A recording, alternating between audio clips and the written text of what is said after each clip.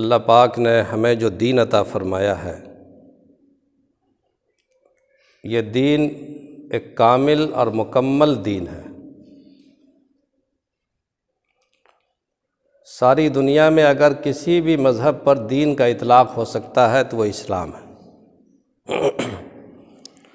اس لیے کہ اسلام ہی ایک واحد مذہب ہے، واحد نظام زندگی ہے، جس میں زندگی کے ہر گوشے کے تعلق سے مکمل ہدایات موجود ہیں۔ یہ صرف گھریلو زندگی سے نہیں یا پرسنل زندگی سے نہیں، بلکہ اجتماعی زندگی ہو، انفرادی زندگی ہو، خلوت کی زندگی ہو، جلوت کی زندگی ہو، مجلس ہو، ظاہر ہو، باطن ہو، زندگی کے ہر گوشے سے بحث کرتا ہے۔ اس لیے صرف دین اسلام ہی ہے۔ اسی لیے قرآن کریم نے پوری قوت کے ساتھ کہا ہے کہ ان الدین عند اللہ الاسلام، کہ دین اللہ کے نزدیک صرف اسلام ہے۔ اور آج بعض حقائق بھی سامنے آ رہے ہیں، کچھ لوگوں نے اس بات کا اعتراف بھی کرنا شروع کیا اسی ہندوستان میں، بلکہ بعض سپریم کورٹ کے فیصلوں میں بھی یہ بات نظر آتی ہے کہ اسلام ہی صرف ایک دھرم ہے ہندوستان میں، باقی تو کوئی دھرم ہی نہیں۔ تو اس لیے جب اسلام مکمل نظام زندگی کا نام ہے تو یہ صرف نماز اور روزہ اور زکوٰۃ اور عبادت کے بارے میں رہنمائی کرے اور دنیا کے زندگی کے دوسرے حصوں کے بارے میں خاموش رہ جائے، یہ تو ناممکن سی بات ہے۔ ہر چیز کے بارے میں رہنمائی ہے، اور ہمیں دین کے بارے میں یہ تصور رکھنا چاہیے کہ یہ دین ہمارا مکمل دین ہے، کسی خاص شعبے کے ساتھ جڑا ہوا نہیں ہے صرف، بلکہ ہر شعبے حیات کو یہ مشتمل ہے۔ اور جب یہ تصور اور یہ یقین ہمیں کامل ہوگا تبھی ایمان بھی کامل مانا جائے گا۔ نظام زندگی کا ایک بڑا حصہ ہمارا وہ ہے جس کو ہم آج کی زبان میں سیاست کہتے ہیں۔ ہمارے ذہن میں یہ بیٹھا ہوا ہے کہ اسلام کا سیاست سے کوئی تعلق نہیں ہے، اسلام ایک الگ چیز ہے، اور جو سیاست آج کل چل رہی ہے وہ ایک الگ چیز ہے۔ اسلام اور سیاست یہ دونوں الگ الگ خانے ہیں، اسلام کی کوئی رہنمائی اس کے بارے میں نہیں ہے، لیکن یہ غلط خیال ہے۔ اللہ تعالیٰ نے اسلام ہی کا ایک حصہ ہے سیاست۔ سیاست کہتے کس کو؟ سیاست اس کو کہتے ہیں کہ جن لوگوں کو اللہ تعالیٰ طاقت دیتے ہیں زمین پر، جن لوگوں کو اقتدار عطا فرماتے ہیں، ان کی ذمہ داری ہے کہ عوام کے مفادات اور عوام کے حقوق کی حفاظت کریں۔ تو عوام کے مفادات اور عوام کے حقوق کی حفاظت کرنے کا نام سیاست، اور یہ اسلام کے تعلیمات میں یہ شامل ہے کہ سیاست بھی ہونی چاہیے انسان کے اندر۔ حدیث میں ہے کہ کلکم راعٍ وکلکم مسئول عن رعیتہ، کہ ہر شخص تم میں ذمہ دار ہے، نگراں ہے، اور اس کو اپنے گھریلو ذمہ داریوں کے بارے میں سوال کیا جائے گا۔ تو آخر یہ گھریلو سیاست، گھر میں ایک انسان کو قوام بنایا گیا، الرجال قوامون علی النساء، کہ مرد قوام ہوتا ہے گھر کی زندگی میں، اور عورت ربۃ البیت ہوتی ہے، منتظم ہوتی ہے، بچوں کی تربیت کا ایک پورا نظام ہے، ایک گھر کیا ایک پوری دنیا ہے وہ۔ تو اسلام سیاست، اجتماعی زندگی، کسی سلسلے کسی بھی شعبے زندگی کو اسلام محروم نہیں کرتا ہے۔ ہم لوگوں کے ذہن میں یہ غلط بات بیٹھی ہوئی ہے کہ اسلام کا سیاست سے کوئی تعلق نہیں۔ دیکھیے، انبیاء کرام علیہم الصلوات والتسلیمات کے بارے میں روایتوں میں آتا ہے کہ بنی اسرائیل میں جو پیغمبر ہوا کرتے تھے، پیغمبر ہی سیاسی حکمراں بھی ہوتے تھے۔ حدیث میں آتا ہے کہ بنی اسرائیل تسوسہم الانبیاء، ان بنی اسرائیل تسوسہم الانبیاء فاذا ہلک نبی، یعنی بنی اسرائیل کے انبیاء ہی ان کی سیاسی قیادت کرتے تھے، اور جب ایک نبی دنیا سے چلے جاتے تھے تو دوسرے نبی اس کی جگہ پر آ جاتے تھے۔ تو انبیاء کرام کا کام جس طرح دینی قیادت کا کام تھا، اسی طرح سے سیاسی قیادت بھی انبیاء کرام کی ذمہ داری تھی، اور یہ ان کے فرائض میں شامل تھا کہ اپنی قوم کی سیاسی قیادت کریں، دینی رہنمائی کریں، حکمرانی کی قیادت کریں۔ یہ حدیثوں میں ثابت ہے۔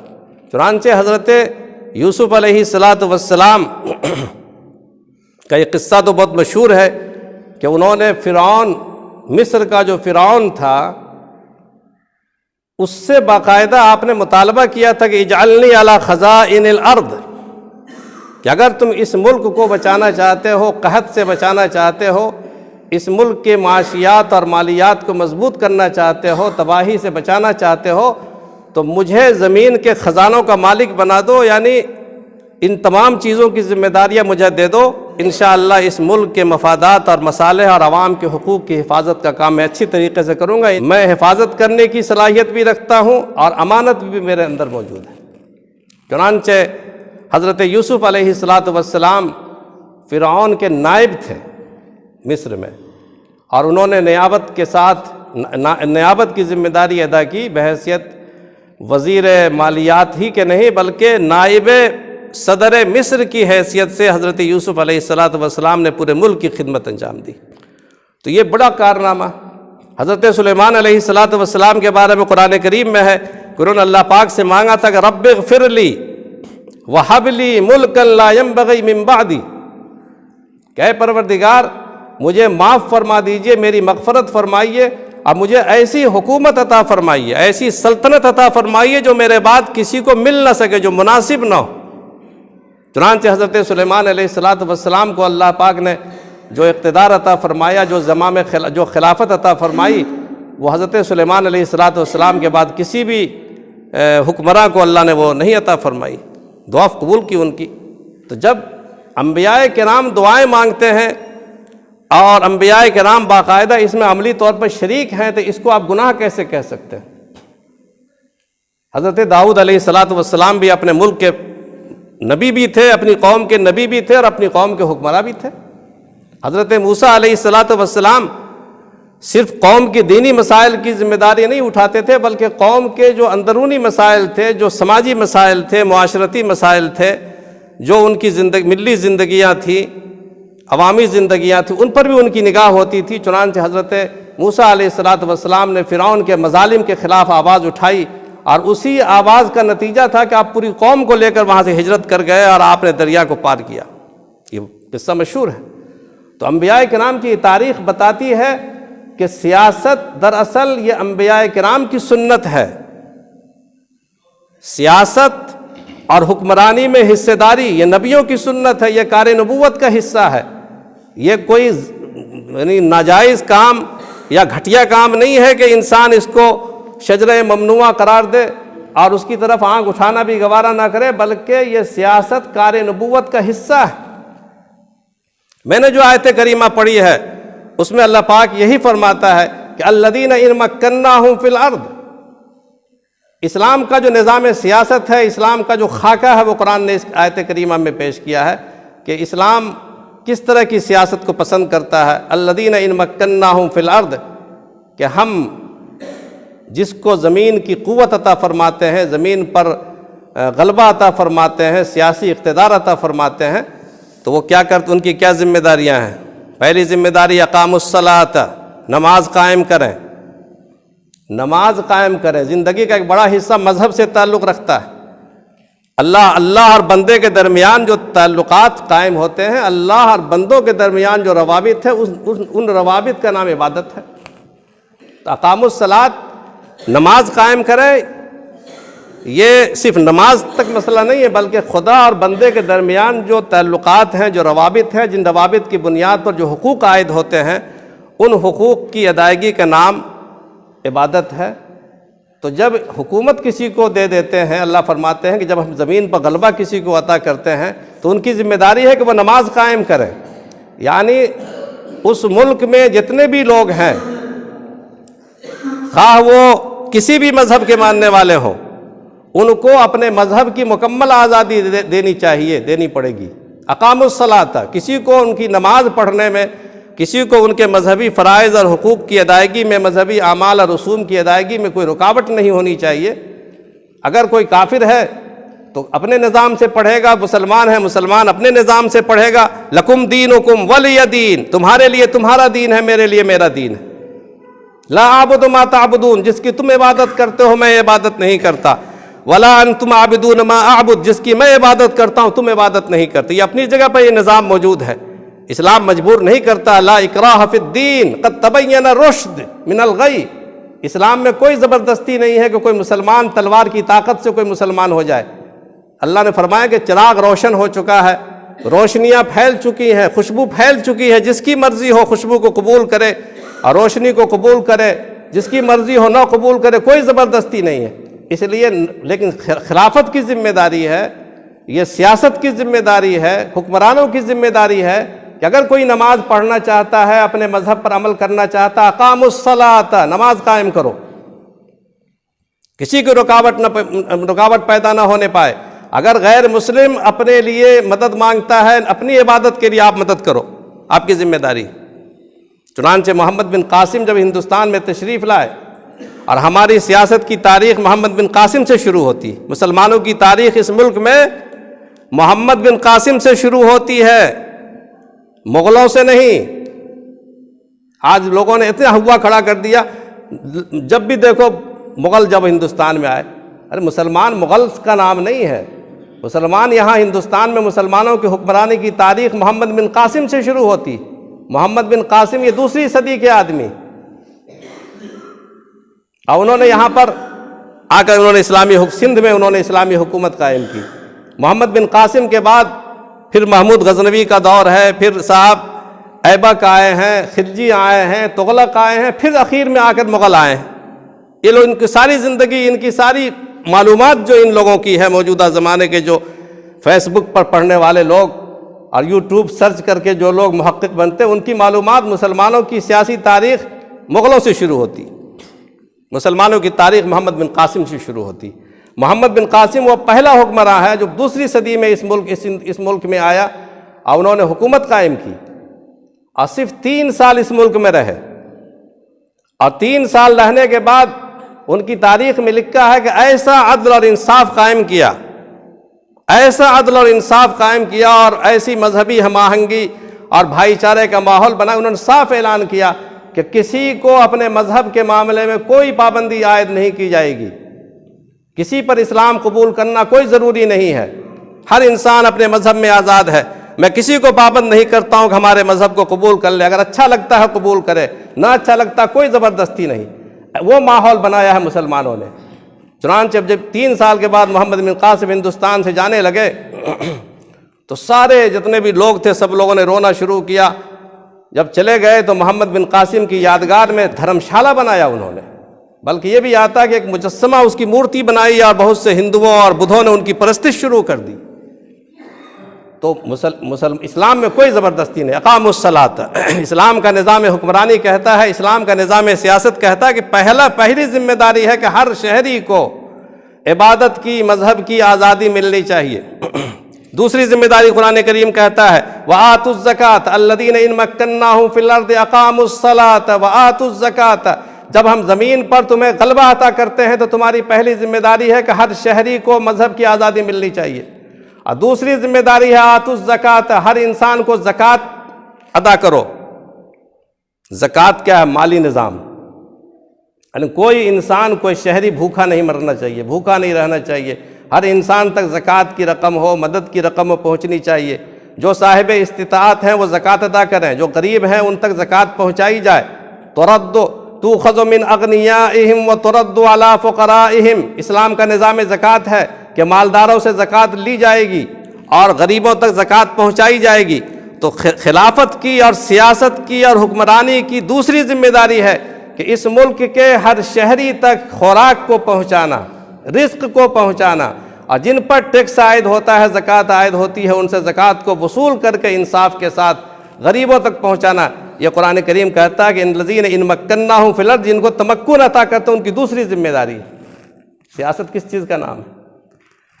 تیسری ذمہ داری قرآن کریم کہتا ہے الذین ان مکناہم فی الارض اقاموا الصلاۃ وآتوا الزکاۃ وامروا بالمعروف ونہوا عن المنکر وللہ عاقبۃ الامور۔ دوسری ذمہ داری اور تیسری ذمہ داری کیا ہے؟ امر بالمعروف تیسری ذمہ داری، چوتھی ذمہ داری نہوا عن المنکر، برائیوں سے روکنا۔ یہ کیا چیز ہے؟ بالمعروف یعنی جو مثبت چیزیں ہیں، جو مفادات ہیں ملک کے، جو مصالح ہیں، جو معروفات ہیں، حکومت کی ذمہ داری ہے کہ اس کو پھیلائے، جو مثبت کام کر رہے ہیں اس مثبت کام کو ترقی دے، ڈیولپمنٹ کرے، ترقیات کی طرف ملک کو آگے بڑھائے، ہر چیز میں مثبت چیزوں کو فروغ دینا چاہیے۔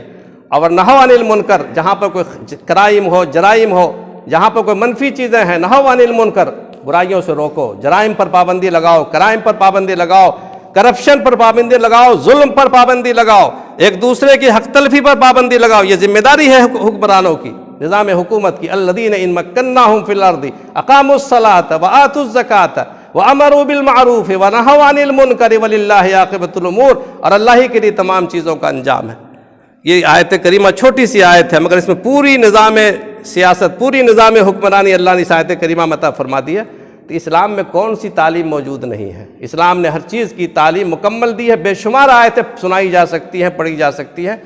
اس لیے اس ملک میں جب مسلمان آئے، انہوں نے ہمیشہ اس ملک میں حصہ داری، سیاست میں حصہ داری اختیار کی، اور اپنی سیاسی حصہ داریوں سے اس ملک کو مستفید کیا۔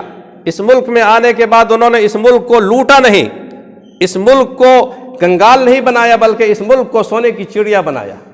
اس ملک کو اتنا آگے بڑھایا، اتنا آگے بڑھایا کہ عالمگیر اورنگزیب کے زمانے میں اس ملک کی معاشی پوزیشن 25% تھی، یعنی پوری دنیا کی اکنومی ایک طرف تھی۔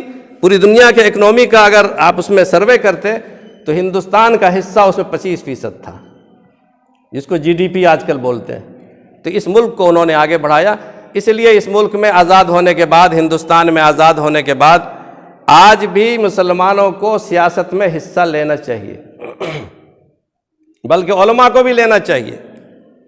اس لیے کہ اس ملک میں جب سے مسلمانوں نے سیاسی حصہ داری چھوڑ دیا، اس ملک کا بھی نقصان ہوا اور سیاست کا بھی نقصان ہوا، اب مسلمانوں کا بھی نقصان ہوا۔ حضرت مولانا ابو المحاسن محمد سجاد رحمۃ اللہ علیہ نے سن 1935 میں بہار مسلم انڈیپینڈنٹ پارٹی قائم کی تھی، اسی بہار میں بہار مسلم انڈیپینڈنٹ پارٹی، اور انہوں نے اپنی حکومت، اپنی پارٹی کو الیکشن میں لڑایا۔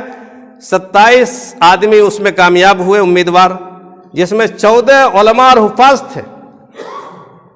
27 میں 14 علماء اور حفاظ کامیاب ہوئے، باقی سارے کے سارے کچھ مسلمان تھے، زیادہ تر مسلمان تھے، کچھ غیر مسلم بھی تھے، اور انہوں نے حکومت بھی قائم کی بہار میں۔ اس لیے مسلمانوں کو اس ملک میں سیاسی حصہ داری کرنی چاہیے، مثبت سیاست عادلہ، سیاست ظالمہ نہیں، جو نبیوں کی سیاست ہے، سیاست ظالمہ نہیں جو آج کل کی سیاست ہے کہ دوسروں کو بیوقوف بنانا، جھوٹ بولنا اور ان کو دھوکے دینا، یہ سیاست ظالمہ ہے۔ اپنے عوام کے ساتھ ہمدردی برتنا، یہ ہے سیاست عادلہ۔ جس طرح کہ بابر نے اپنے بیٹے کو نصیحت کی تھی کہ تم کو اللہ نے ایسی سلطنت عطا فرمائی ہے جس سلطنت میں مختلف مذاہب کے لوگ رہتے ہیں، تم ہر مذہب کا احترام کرنا، ہر مذہب والوں کا خیال رکھنا، کسی کے ساتھ ظلم نہ کرنا، تم دلوں پر حکمرانی کرنا، اس لیے کہ جو لوگ دلوں پر حکمرانی کرتے ہیں وہی کامیاب ہوتے ہیں، جسموں پر حکومت کرنے والے لوگ ہمیشہ ناکام ہو جاتی۔ یہ بابر نے نصیحت کی تھی اپنے بیٹے ہمایوں کو۔ مسلمانوں نے تو اس ملک کو امن اور انصاف کا گہوارہ بنایا تھا۔ اس لیے مسلمانوں کی اپنی سیاسی جماعت بھی ہونی چاہیے، اس لیے کہ اگر آپ سیاسی جماعت مسلمانوں کی نہیں ہوتی ہے تو آپ کی کوئی طاقت نہیں، آپ کی کوئی طاقت، آپ کا کوئی وجود نہیں ہے۔ دوسری جماعتیں آپ کے ساتھ اسی وقت اتحاد کریں گی جب کہ آپ کی اپنی سیاسی جماعت بھی ہو۔ اگر آپ دوسری جماعتوں کے ممبر بنتے ہیں، میں نہیں کہتا کہ وہ ناجائز ہے، لیکن آپ کی کوئی طاقت نہیں ہے۔ جماعت کے مفادات کا انسان کو پابند ہو جانا پڑتا ہے، جماعتی بنیادوں پر انسان کی زبان بند ہو جاتی ہے۔ طلاق کے مسئلے پر ہم نے دیکھا کہ جب پارلیمنٹ میں طلاق پر قانون پر بحث ہو رہی تھی، حضرت مولانا اسرار الحق قاسمی رحمۃ اللہ علیہ جیسے بڑے عالم دین جو کانگریس کے ممبر تھے، لیکن کانگریس نے ان کو بولنے کی اجازت نہیں دی۔ انہوں نے خود بیان کیا کہ پارٹی نے مجھے بولنے کی اجازت نہیں دی۔ تو سوال یہ ہے کہ صاحب، اے طائر لاہوتی، اس رزق سے موت اچھی جس رزق سے آتی ہو پرواز میں کوتاہی۔ ہم پارٹی کے اندر شامل ہوں اور اپنے مذہب کے خلاف کچھ نہ بول سکیں، اس لیے میں یہ تو نہیں کہتا کہ ناجائز ہے، آپ ہر پارٹی میں بھی مسلمان شامل ہوں، لیکن مسلمانوں کی اپنی سیاسی پارٹی بھی ہونی چاہیے تاکہ ہر جگہ جہاں پر مسلم علاقے ہیں، اکثریتی علاقے، وہاں پر مسلمانوں کے لوگ کھڑے ہوں، ان کی حمایت کی جائے اور پھر وہ متوازی طور پر دوسری پارٹیوں کے ساتھ اتحاد کریں، چونکہ اسلام تو نفرت کی تعلیم دیتا نہیں ہے، کسی پارٹی کسی مذہب کے خلاف کچھ بولتا نہیں ہے، اس لیے مسلمانوں کو سیاست میں حصہ لینا چاہیے، علماء کو بھی سیاست میں حصہ لینا چاہیے، اور ان کی اپنی متوازی جماعت بھی ہونی چاہیے، اور ایک نئے دور کا آغاز کرنا چاہیے۔ اللہ تعالی ہمیں سمجھ عطا فرمائے اور ہدایت نصیب فرمائے، اور ہمارے مستقبل اور ماضی دونوں کو بہتر فرما دے۔ وآخر دعوانا ان الحمد للہ رب